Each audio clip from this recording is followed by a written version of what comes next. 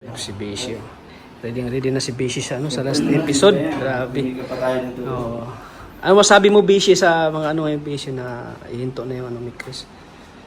Wala tayong magagawa. Sabi ko lang, maghintay. Kung ano yung maghintay sa desisyon ni Kalinga Prab. Si Kalinga Prab naman po ang makakapag-desisyon yan. Oo. Kung kailan ibabalik yung ni Chris. Sabi ko nga, sa 2 years maraming pwedeng mangyari. Madali lang naman. Mo, yung 2 years pwedeng maging 6 months, di ba? O maging 3 months. Marami pong magbabago. Madali lang naman yung Hindi taon, kasi no? nila ako naiintindihan. Kasi nung Ano masabi mo Beshi na maraming nagbabasa sa'yo, maraming hindi ka nagustuhan? Dahil sa hindi ko sinabi wala na akong masabi sa kontrabida ka daw. kanya. Ha? Kontrabida ka daw. Oo nga Sabi daw. doon. May nagbulong niya sa akin na basher daw. I-explain mo daw dito, may explain na mo. Hindi ako basher na Chris. Ang inaano ko lang, inaano ko sa silang inaalala ko. Yung- Kasi patuloy silang umaasa eh. Ang ibig ko sabihin dun Kuya Tats, huwag silang umasa kasi paano kung walang mangyari, mas masasaktan sila. Di ba? Para sa akin, hintayin na lang nila. Kasi ang ginagawa ni Kuya Rab, musical tandem lang muna. Oo. Kasi yun nga, minor pa si ano. Hindi nila ako Basta. naiintindihan. Sana dito sa vlog mo Kuya Tats, Oo. maintindihan nila. Hindi po ako basher ng love team. Kahit anong love team. Kasi Kumbaga, nagsusupport ka lang. oo, sila lang yung inaalala ko dun eh. Pag kayo ay naging fanatic ng sobra, tapos may malaman kayo or kung di naman wala man akong ibig sabihin, may malaman kayo, sino masasaktan kayo dun? Mahirap din kasi kung mag-expect sila kasi, yun nga, minoridad pa si Krista. Sana yan, dito maintindihan natin, maintindihan nila. Siguro, antay nila kung mag-18 na si Krista. So, Nandun. diyan na nila malalaman yung mga talaga kung para, kung talaga sila para sa Sila? isa, sila talaga, di ba? And yun ang nga sinasabi ko, hindi naman nila pwedeng hawakan yung isip ng bata, di ba? Yun, kasi yun nga, bata pa si Krista. Yung sinasabi ko kasi dyan, siyempre di man natin alam, may mga nakakasalamuhan yan. Siyempre, marami pwedeng magbago sa buhay. Kaya guys, kayo po kung magagalit pa rin kayo sa akin, wala po kung magagalit. Pero inaalala ko lang. Huwag na kayo magalit kay Beshi kasi ginagawa lang naman ni Beshi yung Sila naman yung inaalala ko dito. Hindi yung naman- ikakabuti. Yung ikakabuti. Kumbaga, ginagampanan na yung roles niya sa aming Christmas. So, sana intindihan niyo si Beshi.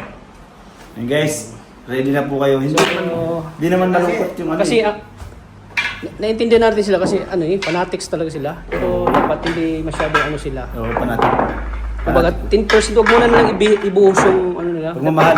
Pagmamahal. Dapat 10% lang muna kasi yung nga, sa status nila. Yes. Tapos talagang hindi pa pwede. Yan na muna yung nangyari ngayon sa isang love team. Di ba? Ang dami nasaktan. Yun. Let's see. Hindi ko naman Oo, yan. Kaya yun tama, po yung sinasampul ko lang sa kanila. Hindi naman tayo dun, wala naman masama dun mag-mention, di ba? Oo nga. Di ba? Oo, tama yan. Yun lang yung natin, sinasampul ko lang sa inyo. Kaya guys, control. Oo, sige. So yun mga kalingap at kahit pa paano, totoo naman yung sinabi ni Beshi, may paliwanag po ni Beshi ngayon. So yun mga kalingap. Sino lang yung naalala ko? Oo. Kasi ang dami may masakit daw sa puso, mga ganun. Ang masasabi ko lang talaga sa mga huwag silang masyadong ibuhos yung nila. Yun lang nga, yung mga nila. Huwag na siya ibuhos. Dapat lang, kasi di natin malaman kung ano magiging consequence Bilog ang mundo. ng kahinatnan Yes. na mangyayari po. Ay, wala na. Di nila kasi ako Yung mag-asawa nga, naghihiwalay pa. Yan, no. Yung ano ba? Oo nga, kaya wag silang masyadong Andyan naman yung pagkapanatiko nila. Pero sana naman ay kontrolin lang nila muna. Alam mo naman yung ngayon, yung issue ngayon, di ba? Oo. Oo. So yan lang, Beshi. Salamat at naipaliwanag mo ngayon sa ating mga viewers. Para malinis din yung ating pangalan kahit paano. Oo. Kasi nung nakaraan, durog na durog ka talaga eh. Doon sa live mo. Doon sa mga, nila, laging laman. Ano yun si Beshi? Pero, nga, napaano mo na. So, thank you bro. Thank you. Galing nga pa rin. Yes, Ano opinion mo at masasabi mo bro na iyak ka ba? iyak mo lang bro. Oo. Iyak mo lang bro, iyak mo. Ano ba meron? Oh, wala na kasing Chris, ano masasabi mo bro? Ano ba malungkot ba para sa'yo or ano? Actually, lahat sobrang daming nalungkot. Isa na kami doon. Lalo na sobrang lapit natin sa Chris. Pero lagi natin tatandaan yung mga desisyon, yung mga plano ni Kalingap Rob is hindi lang para sa kanya. Para din dun yun sa dalawa. Oo, yan. And para sa buong team Kalingap. Kaya sa tingin ko yung desisyon ni Kalingap Rob, masakit. Pero alam ko sa iba matatanggap din nila yan soon. Ngayon kasi galit talaga sila eh. Ano pa sila eh. Pero kapag dumating yung araw na maintindihan nila yun, sasabihin din nila na, oo, tama nga si Kalingap Rob. Kaya sana talaga maintindihan nyo soon. Pero nandito lang po kami kahit po wala nang ni Chris. Anytime, anywhere. Anytime naman, anywhere. Oo. Lagi po kaming susuporta sa kanila, sa kanilang dalawa. Especially kay Krista na po na malapit na pong pasimulan yung pabahay niya. So, tanong-tanong tayo bro. I think ikaw yata yung pinahandle ni Kuya Rob. Parang ganun, mag-meeting pa kasi kami din nila Rabi kasi mahirap din siyang sabihin na gawin na agad. Kasi madami mga sponsor na nagsasabi na magdadagdag daw sila. Oo. So hindi natin sure kung gaano ba kalaki talaga yung kailangan or basta usap-usap na lang. Kasama din kayo dyan syempre ni Ate Ligaya. Kaya sana suportahan niyo po yung mga nagsabi po na susuportahan niyo si Krista. Sana po tuloy-tuloy po yung suporta niyo. Kahit po kay Kalingap Mikoy and sa amin po, sana tuloy-tuloy po yung suporta niyo. Kaya sana guys, sa mga nalungkot, nagalit, nagtampo, sana po maintindihan po ninyo. So sigurado naman po guys na siguradong iyakan to pag mapanood yung last episode sigurado. ni Chris. Ano bro? Sobra, kahit ako na nandun ako na sobrang natatouch ako, sobrang masakit talaga siyang nakikita na Oo nga, naluha nga sana. Pinipigilan ko lang. pinipigilan lang talaga. Pero, ayun guys, huwag kayong mag-alala, hindi naman po mawawala yung dalawa. Nandyan lang po yan. And support lang po tayo lagi. Especially sa Team Kalinga po. Sa Team Kalinga po, support lang po tayo lagi. Si Rabay. Sige bro, salamat bro. And guys, supportahan nyo po syempre si founder, Kalingap Tata. Malapit lang naman yung 2 years. Oo, 2 years. Malapit bilis lang na po ng yun. Kaya bilis na ng abang-abang araw. po tayo and supportahan lang po natin. Sige, thank you bro. Salamat bro. Ingat. Ingat. God bless. Sige bro. Okay. Yan mga kalingap, kasama po natin si Maria Ligaya Vlogs. Hello po sa inyong lahat. Kainan na naman. Sino na naman guys, Sinama nga po tayo sa kainan na naman. So, since na natigil yung ni Chris, Maria Ligaya, may aabangan pa ba sila na mangyayari ngayon darating na 2 years? Sa may Chris? Oo, may aabangan mo sila o Ganito kasi yan, sabi ko nga, pagdating dyan sa tanong mo na kung may aabangan pa sa may Chris, sa loob ng 2 years, after 2 years, nakadepende nga yan kay Kalingap Rob. So, ako hindi ko masabi na, oo, may aabangan pa sila kasi tayo naman nakasupport lang baga tayo kay Kalingap Rob, kay Krista, kay Mikoy. Kung anong maging desisyon ni Kalingap Rob, ni Krista, ni Mikoy, dun lang tayo. Pero yung sasabing may aabangan, hindi ko pa po mapapangako yan sa inyo. Kasi depende po talaga kay Kalingap Rob.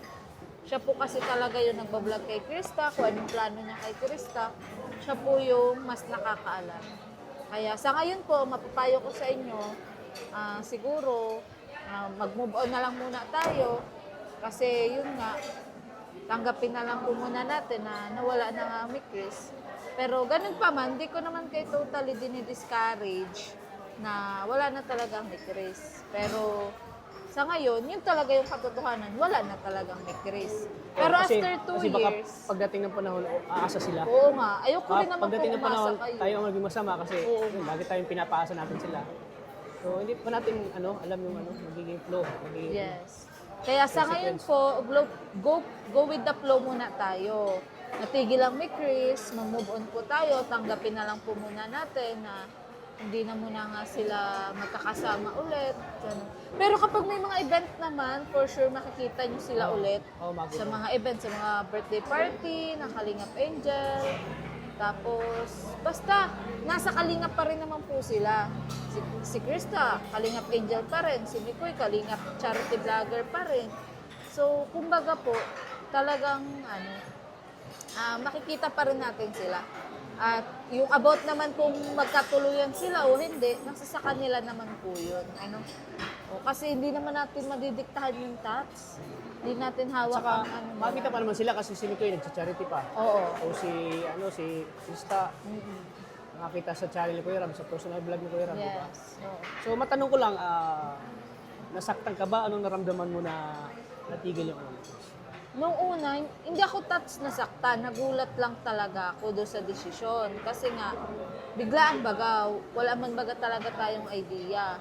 Pero pagdating doon sa nasaktan, hindi ako totally nasaktan kasi alam ko, may dahilan din kung bakit dumaan sa desisyon na yun. Kasi, syempre, yun nga, di ba sabi ni Kalinga Prab, para makabuti na rin sa community. Kasi nasisilip nga nung iba, na lalo na nung mga antay. So, syempre, gaya nga nung sinabi ko kay Krista, siguro kaya dumating din sa desisyong ganun si Kalinga Prab kasi nga, hindi madali magbuo ng na community ng Kalingap. Tapos, kumbaga sa isang iglap, masisira lang dahil din sa mga anti-Kalingap tapos sa mga sumisilip sa Mikris. Kaya kumbaga, naintindihan ko doon si Kuya Ram na na yun, kung natigil yung Mikris. At saka ako, bakit ako masasaktan di ba nga sabi ni Kuya Rab, ano man ang mangyari, i-vlog niya si Krista ng solo, andun pa din naman tayo. Oo. Ako naman kasi, simula nang i-vlog ni Rab si Krista, ang pinaka ko po talaga niya, ang pinaka nasisiyahan talaga akong nangyari sa Mikris Tats, yung sinasama tayo ni Kuya Rab sa mga travel, gaya no Hong Kong, Tagaytay, mga ganon. So yun, kumbaga, nakikita ko na pwede pa rin naman tayo makasama sa mga travel ni Kuya Rab, lalo na pagkasama si Krista. So, para sa akin, hindi ko kailangan masaktan, kailangan ko unawain yung sitwasyon, yung Kailangan mo intindihin. Oo, yung naging desisyon nila Kuya Bal, ni Kalinga Prab. At si Krista nga, naintindihan niya eh. Kasi may Koy. So, sino ba naman ako para hindi maintindihan din niya? Yan ang yan ang believe sa mga viewers kasi yan hindi ka daw naiintindihan mo daw yung sitwasyon. Saka noon pa naman bagatat, sabi ko baga sa iyo, sa Kalingap kailangan marunong ka din magtiis. Yun. Yung huwag ka Sacrifice. masanay na huwag ka masanay na laging meron.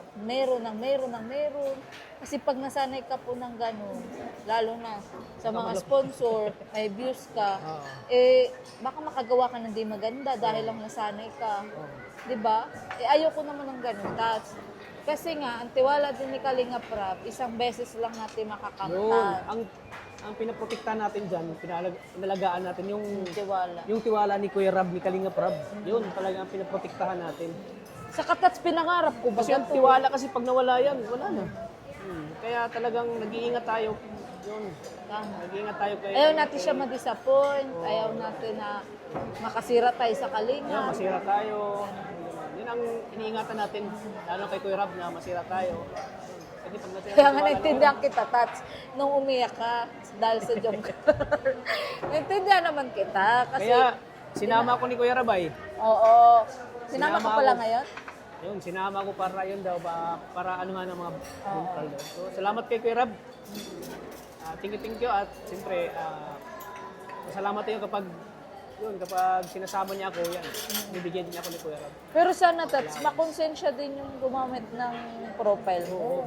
Kaya talaga, mininsi ko talaga kanina sa Jungkar. Oo. Mininsi ko talaga, iba na halaw eh. Yan. Kasi yun naman nga ang totoo. Yun naman talaga ang totoo. Hindi naman dahil sa piling pogi ka o ano. Yun naman talaga ang totoo. Ginamit niya yung profile mo. Ewan ko bakit ginamit niya. Tapos, sa paraan pa na Sa paraan ng may issue pala siya sa issue pa, kaya Jungkar. nadadawit yung pangalan ko. Kaya dapat inisip niya din yun. Kaya sana maintindihan ka din niya kung magalit ka sa kanya. Oo. Dapat nga siya pa ang humingi ng pasensya dahil picture mo yung ginamit. Oo nga, picture kong ginamit. Talagang picture mo. Sa dami pwede gamitin, picture ko pa. Kadalasan pati sa Facebook, ang unang matatandaan, picture, profile picture, hindi naman pangalan. Pangalan. Lalo na siya at kagaya nga niyan, yung pangalan niyang Hibana Halawi, hindi pa din naman nga natin totally kilala yun. O maswerte pa nga rin siya kasi hindi pa totally nakaprant yung pangalan niya. Hindi gaya sa'yo, ay nakita ko na si Kalingap Tata, o ikaw agad ang tinumbok. Ay siya, nakatago ko siya sa ibang pangalan, kaya sana po Ate Hibana Halawi, makonsensya ka din po. Humingi ka din po ng pasensya kay Tats, sa mga viewers. Kasi po, hindi rin po maganda yung gano'n. Ang impact niyan sa Mick Christine, sa amin din, na ay ganun pala ang mga supporters ng Mick Chris. Ganun pala ang founder ng Mick Chris. Ang pangit baga. Nasa isang community po kami, nasa Team Kalinga. Kaya yun. Ako Ate Ivana Alawi, naintindihan kita. Noon pa man, naintindihan kita. Masaya nga ako at marami nagmamahal dyan kay Tats. Kaso nga, yun nga, syempre kung mapapahamak naman siya, ay sana pag-isipan din pa natin mabuti bago tayo nagpo-post. Kasi umiyak din ah. Hindi nakatulog, umiyak. Oh. Kaya Hindi ako sana, makatulog yan eh. kaya sana, pakonsensya ka din ate. Humingi ka na lang din ng pasensya. Kung mahal mo ang Mick Chris, sana mahalin mo din kaming founder at scouter. Yun, Kung salamat. gaano namin inaalagaan ng Mick Chris, sana ganun din po kayo. Salamat. Kung Okay. may issue man po kayo, kayo na lang, sarili ninyo na lang. Kasi ganun din naman pala, palaban po kayo na mag-post na ganun. Kung talagang palaban po kayo, yung mismong nyo na, pangalan nyo na yung gamitin nyo. Huwag po yung nagagamit pa yung ibang pangalan para lang mailabas yung hinain mo. Tapos nagkataon pa, founder pa ng Mick Chris, lalo pa nating parang pinagsabong. Pangit po kasi yun. Pangit talaga. Ayan, maraming salamat. Naria Ligaya Vlog sa Kunting Panayam. Hindi ko po sinasabi to dahil kaibigan ko siya. Sinasabi ko to dahil yun yung tama. Kahit kanino nyo naman po gawin na Kalinga partners, ganun din po yung sasabihin ko. Kasi one Kalingap, one family po baga. Saka nakita ko naman na wala kay Tats yung mali. Nananahimik nga po kami, halos nagtitiis kami na walang views.